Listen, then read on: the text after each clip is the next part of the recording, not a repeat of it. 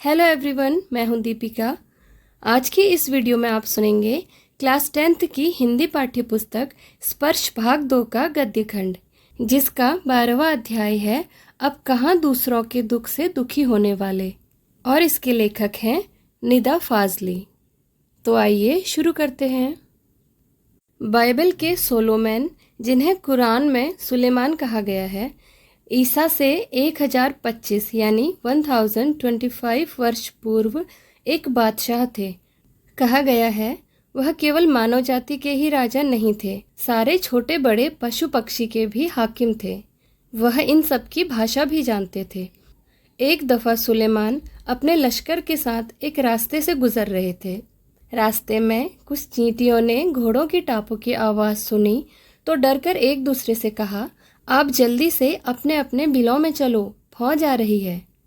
सुलेमान उनकी बातें सुनकर थोड़ा दूर पर रुक गए और चींटियों से बोले, घबराओ नहीं, सुलेमान को खुदा ने सबका रखवाला बनाया है।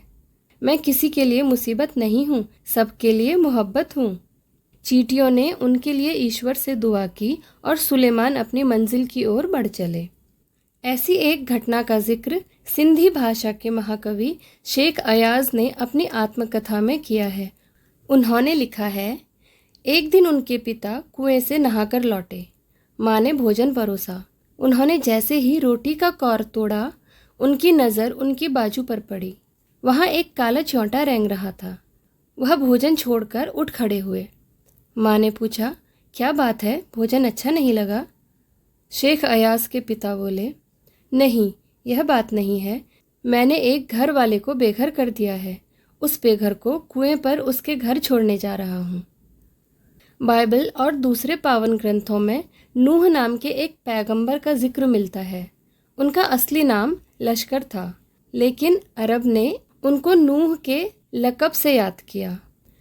वह इसलिए कि आप सारी उम्र रोते रहे। इसका कारण एक जख्मी कुत्ता था। नूह के सामने एक बार एक घायल कुत्ता गुजरा। नूह ने उसे दुत्कारते हुए कहा, दूर हो जा गंदे कुत्ते। इस्लाम में कुत्तों को गंदा समझा जाता है। कुत्ते ने उनकी दुत्कार सुनकर जवाब दिया, न मैं अपनी मर्जी से कुत्ता हूँ, न तुम अपनी पसंद से इंसान हो। बनाने वाला सबका तो वही एक है। मिट्टी से मिट्टी मिले खो के सभी निशान, किसमें कितना कौन है, कैसे हो पहचान। नूह ने जब उसकी बात सुनी और दुखी हो मुद्दत तक रोते रहे। महाभारत में युधिष्ठिर का जो अंत तक साथ निभाता नजर आता है, वह भी प्रतीकात्मक रूप से एक कुत्ता ही है। सब साथ छोड़ते गए तो केवल वही उनके एकांत को शांत कर रहा था। दुनिया कैसे वजूद में आई, पहले क्या थी, किस बिंदु से इसकी यात्रा शुरू हुई? इन प्रश्नों के उत्तर विज्ञान अपनी तरह से देता है, धार्मिक ग्रंथ अपनी अपनी तरह से। संसार की रचना भले ही कैसे हुई हो, लेकिन धरती किसी एक की नहीं है। पक्षी, मानव, पशु, नदी, पर्वत, समंदर आदि की इसमें बराबर की हिस्सेदारी है। यह और बात है कि इस हिस्सेदारी में मानव जाति ने अपनी बुद्धि से बड़ी बड़ी दीवारें खड़ी कर दी हैं। पहले पूरा संसार एक परिवार के समान था, अब टुकड़ों में बंटकर एक दूसरे से दूर हो चुका है। पहले बड़े बड़े दालानों, आंगनों में सब मिलजुल कर रहते थे। अब छोटे छोटे डिब्बे जैसे घरों में जीवन सिमट गया है। बढ़ती हुई आबादियों ने समंदर को पीछे सरकाना शुरू कर दिया है, पेड़ों को रास्ते से हटाना शुरू कर दिया है। फैलते हुए प्रदूषण ने पक्षियों को बस्तियों से भगाना शुरू कर दिया है। बारूद की विनाश लीलाओं ने वातावरण को सताना शुरू कर दिया है। अब गर्मी में ज़्यादा गर्मी, बेवक्त की बरसातें, जलजले, सैलाब, तूफान और नित नए रोग मानव और प्रकृति के इसी असंतुलन के परिणाम हैं। नेचर की सहन शक्ति की एक सीमा होती है।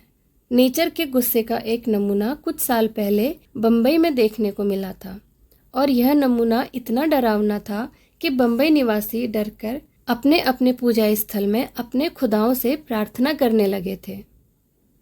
कई सालों से बड़े बड़े बिल्डर समंदर को पीछे धकेलकर उसकी ज़मीन को हथिया रहे थे। बेचारा समंदर लगातार सिमटता जा रहा था। पहले उसने अपनी फैली हुई टांगें समेटी, थोड़ा सिमट कर बैठ गया।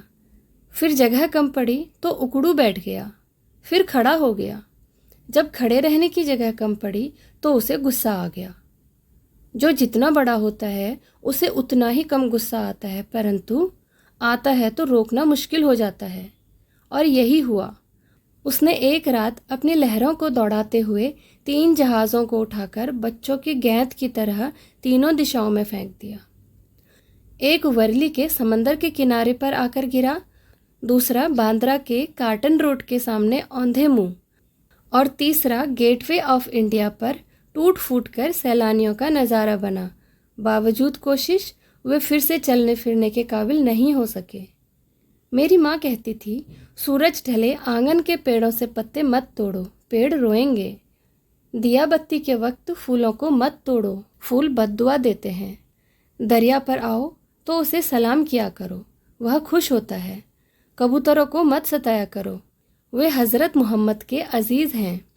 उन्होंने उन्हें अपनी मज़ार के नीले गुंबद पर घोंसले बनाने की इजाज़त दे रखी है। मुर्गे को परेशान नहीं किया करो, वह मुल्ला जी से पहले मोहल्ले में अजान देकर सबको सवेरे जगाता है। सबकी पूजा एक सी, अलग अलग है रीत, मस्जिद जाए मौलवी, कोयल गाए गीत।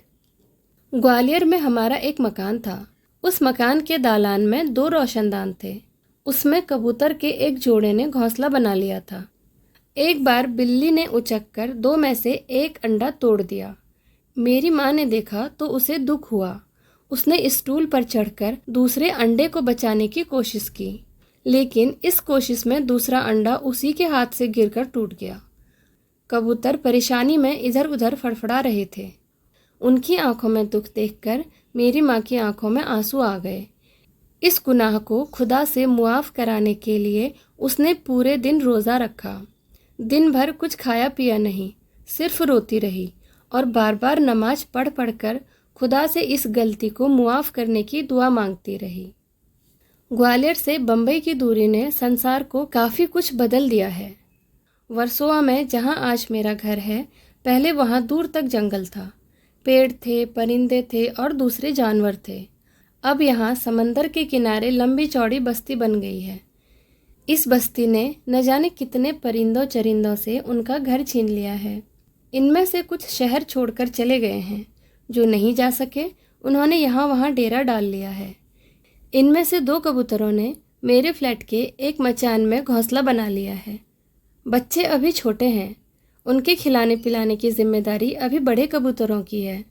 वे दिन में कई बार आते जाते हैं, और क्यों ना आए जाएं, आखिर उनका भी घर है। लेकिन उनके आने जाने से हमें परेशानी भी होती है। वे कभी किसी चीज़ को गिराकर तोड़ देते हैं, कभी मेरी लाइब्रेरी में घुसकर कबीर या मिर्ज़ा गालिब को सताने लगते हैं।